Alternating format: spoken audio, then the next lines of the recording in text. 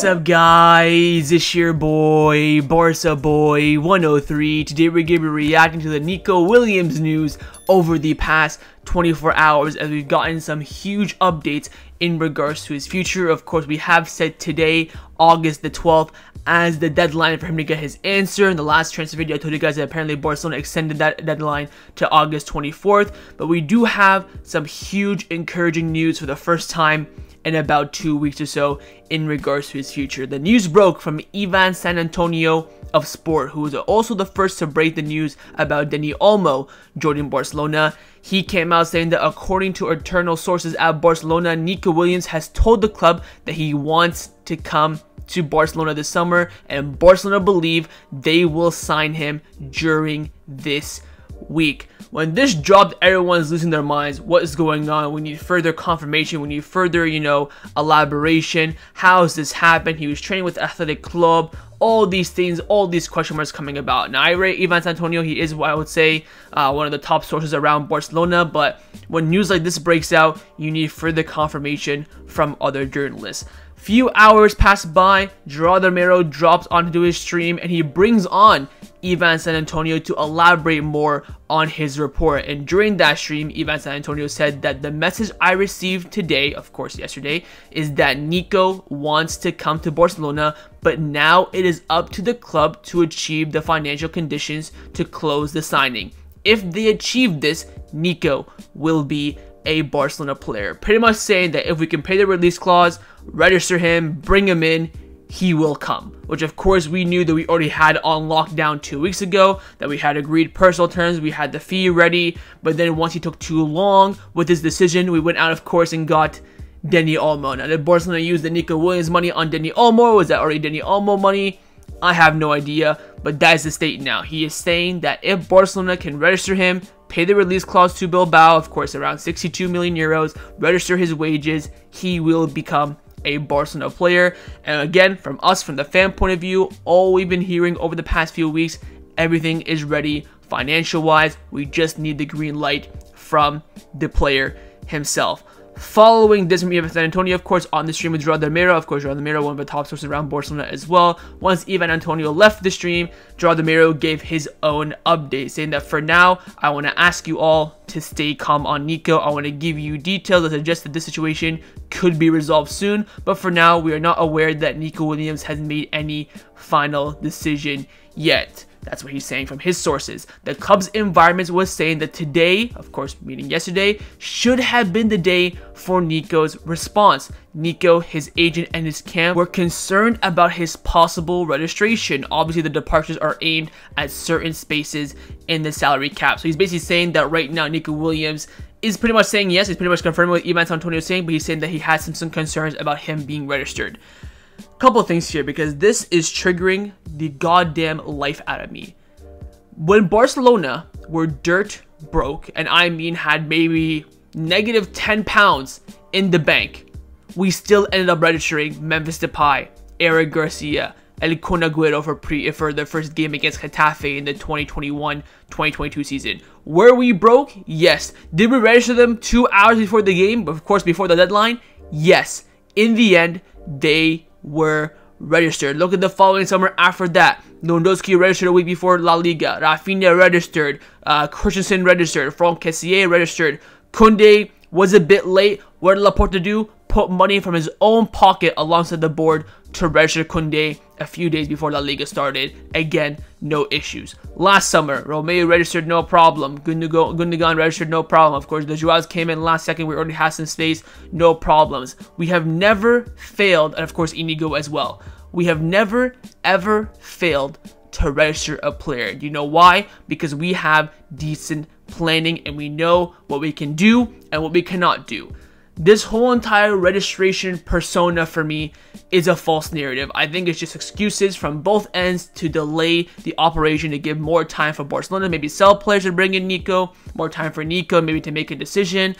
I cannot see how Barcelona have registration issues. We don't spend money, we sell okay. Yes, people are complaining about we sell Julian Araujo for 10 million. Look, the guy's a decent right back. They're taking a gamble, and no big club in the world sells well. Tell me one big club in the world that sells well. Real Madrid don't sell well. Barcelona don't sell well, Bayern Munich, all these other clubs, when they have good players and good clubs come in for them, that's when you sell well. Look at Barcelona, for example, with Neymar, with Malcolm. You know, these are all the top sales. But Luis Figo, Barcelona don't make good sales. Neither does other top clubs in the world. Only way a top club makes a good sale is if another top club comes in for him. So let's say we're interested in Bruno Fernandes at Manchester United. We will probably pay good money for him, and Man United, of course, in return will get a good sale. Same thing for us, vice versa. If we want to sell Frankie de Jong for 60 million, like I talked about in the other video, Man United come in and buy him. That's a good sale for us, good buy for United. And if we sell Frankie de Jong for 60 million, he becomes in our top 3 most sold players of all time. So that's false narrative. This is the part where I don't really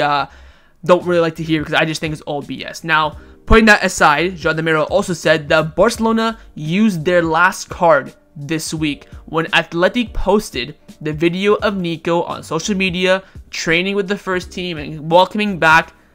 Joan Laporta stepped into negotiation. On Tuesday, the president gave all the necessary guarantees to Nico Williams' camp. They were going to work intensively this week to create salary space and register him. My president, the greatest president this club has ever seen, has now gone in, stepped in, and has made this transfer possible. Now let's dissect this. The president gives him guarantees, saying that you're going to get paid your money, we're going to register you, everything you want, we're going to accept it. Barcelona train comes once in a lifetime, take it or leave it. And now apparently Nico has said yes. So you have the president of Barcelona saying that we're going to register you, 100% we're going to pay you. We're going to pay the release clause to your boyhood club. They're going to get the money they deserve for you. There's no issue. But yet you're hearing from Nico's camp, oh, can they really register us? You think we're going to lie? You know how bad that would look on us? We spent 60 million on a proper winger. We can't even register him for the first game of La Liga. You know how embarrassing that would be for Joan Laporta, who has, by the way, elections in 1 year's time. Again, give me the phone to Nico's camp. I'll slap some sense into them. It makes no sense to me. But again, positive news here. Joan Laporta has stepped in. And again, we talked about this a few days ago as well in the transfer video, that he was going to step into negotiation. He has done so now, giving all the guarantees. And now the optimism from Barcelona's point of view for Nico Williams is rising significantly. Again, there are only 2 sources coming out saying this. Ivan San Antonio, good source. João Demiro, good source, apart from, messy stuff, you could pretty much say. And then we got another good source coming out with this information as well, Plättigol, who again, the #1 source in Germany and very close to Hansi Flick as well. He's been on fire over the past year in regards to general transfer news, kind of, rivaling Fabrizio Romano and David Ornstein a little bit with kind of, news just outside of Germany. But this kind of course, has Germany connections with Hansi Flick. He's been absolutely top. Has not gotten anything wrong in the past year and a half or so. He's come out saying that Nico Williams wants a move to Barcelona. This is the signal from the player. It's just now down about the financial aspect for the club. But the player also respects Bilbao a lot and wants to be professional, so staying is also a possibility. So he's basically sitting he's basically sitting on the fence. But the main part is he's saying that Nico Williams has given the green light to Barcelona. So he's basically saying, look, Nico Williams has told Barcelona, I'm happy to join, get your finances sorted. You have until, this date. If you don't make it by then, I think the main date now is going to be August 24th, because of course Barcelona will play Bilbao that day in La Liga. So I doubt Nico Williams could be involved in that game, either on which side. That's a big question mark, but green light from the player. He's just saying, though, he's going to be professional. If Barcelona can register him, he'll be happy to stay at Bilbao. He's not going to push for a move away, blah, blah, blah. And fair enough to that. I have no issue. So this is the big news now. Nico Williams basically told Barcelona yes. That's what we're hearing, and now it's all down to the financial aspect. Can Barcelona pay the release clause in full? Can we register him? Can we pay him his wages? All this crap that Barcelona now have become a narrative to. I see so many Premier League fans, Bundesliga fans, Serie A fans, Ligue 1 fans talk about Barcelona. Oh, I would like that player, but Barcelona are broke. That's why they sell players. Oh, Barcelona are broke. We are not broke. 2021 Barcelona, we were broke. Absolutely. Not holding it back. But wake up, lads. It's 2024. We are not broke. Again, Barcelona's issue from now is registration in terms of fitting everyone on the salary margin. Paying a release clause, paying transfer fees, paying wages has never been an issue, and it's not an issue today either. Fitting the salary in the rules of La Liga is where Barcelona have to, you know, make some maneuvering. That's why you're seeing us selling Julian Araujo quickly. We might get a Lenglet departure this week as well. Victor Roque's departure is advancing. Michael Fey's departure is advancing. Yes, these players will now bring in significant transfer fees, but that's not what we need. Look at it from the wage perspective. Lenglet, 200,000 a week. Victor Roque, 100,000 a week.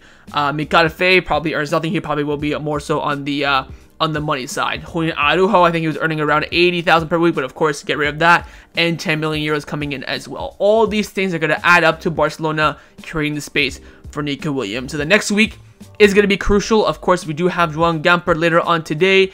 We do have La Liga, Valencia Mestalla game on Saturday as well. I suspect that hopefully by the end of this week, we will get some sort of final resolution. But the most important update is that Nico Williams has essentially told Barcelona, I am ready. Yes, I will join Barcelona if you can get everything in order, and I will not force a way out from Bilbao. I want this to be, you know, cordial, fully respectful for what they want, because they're my boyhood club, all this sort of stuff. So that's the big update, and that is the update that's worthy of its own individual video. Of course, in the comments down below, let me know your thoughts. You think we'll end up signing Nico Williams? How important of a signing you think he will be? You think Barcelona have actual registration issues? You think it's more so just a persona and a false narrative to speed up, you know, resolutions? There's been a lot of talk as well about selling players as well. You know, Ferran Torres, Gundogan, Frankie, Rafinha's name has all been mentioned.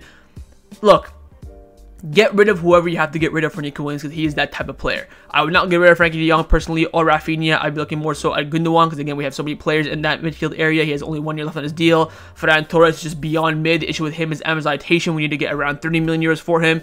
Good player, good squad player, but something that we don't really need now with Ansu Fati returning, with Rafinha, Lamine Yamal, with Nico Williams coming in. Pau Victor can also play on the wings as well. You have Unai Hernandez with the academy.